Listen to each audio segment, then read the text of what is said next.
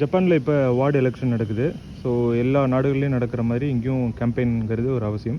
இப்போ ஜப்பானில் எப்படி கேம்பெயின் பண்ணுறாங்க அப்படின்னு பார்த்தீங்கன்னா, இங்கே வந்து ஒரு ஃபிக்ஸ்டு போர்டு இந்த மாதிரி வந்து நிறைய இடங்களில் வச்சுருப்பாங்க.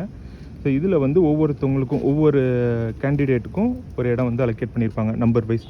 ஸோ அவங்க நம்பரில் வந்து அவங்களோட போஸ்டர் வந்து ஈஸிலி ரிமூவபிள். அப்படின்னா ரோட்டில் அங்கே இங்கே வேறு போஸ்டர்ஸ்லாம் பார்க்க முடியாது. பேம்ப்ளெட் வந்து டிஸ்ட்ரிபியூட் பண்ணுவாங்க. ஸோ இடங்களில் வந்து இந்த ரயில்வே ஸ்டேஷன் வாசல் இந்த மாதிரி இடங்களில் வந்து பேம்ப்ளெட்டு நோட்டீஸ் மாதிரி டிஸ்ட்ரிபியூட் பண்ணுவாங்க.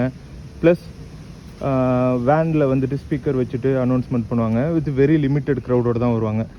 அவங்க என்ன பண்ண போகிறாங்க அப்படின்னு சொல்லிட்டு. ஸோ இங்கே வந்து கேண்டிடேட்டாக ஒருத்தவங்க நிற்கிறாங்கங்கிறனாலே ஒரு பெரிய ஒரு ப்ரொஃபைல் அவங்களுக்கு இருந்தால் மட்டும்தான் நிற்க முடியும். இந்த சென்ஸ் வந்து அந்த மாதிரி தான் வந்து நிற்பாங்க. மக்களும் அந்த மாதிரி ஆட்கள் தான் வந்து தேர்ந்தெடுப்பாங்க.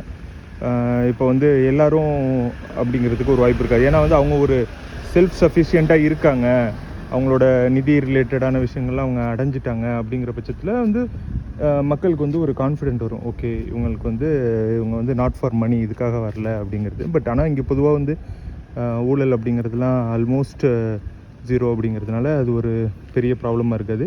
இவங்க வளர்ச்சியை நோக்கி யார் என்னென்ன பண்ண போகிறாங்க அப்படிங்கிறத அவங்களோட பேம்ப்ளெட்டில் கொடுப்பாங்க. ஸோ இந்த மாதிரி பேனர் வச்சுருக்கிறதுனால பொது இடங்களில் வந்து அங்கங்கே பேனர் ஒட்டுறது இந்த மாதிரியான விஷயங்கள்லாம் தவிர்க்கப்படுது. இது ரொம்ப ஒரு நீட்டானது இருக்குது. இந்தியாவிலையும் முடிஞ்சால் கடைபிடிக்கலாம். ஆனால் வாய்ப்பு இருக்கா? நம்ம ஊர்லலாம் வாய்ப்பே இல்லை. நன்றி, வணக்கம்.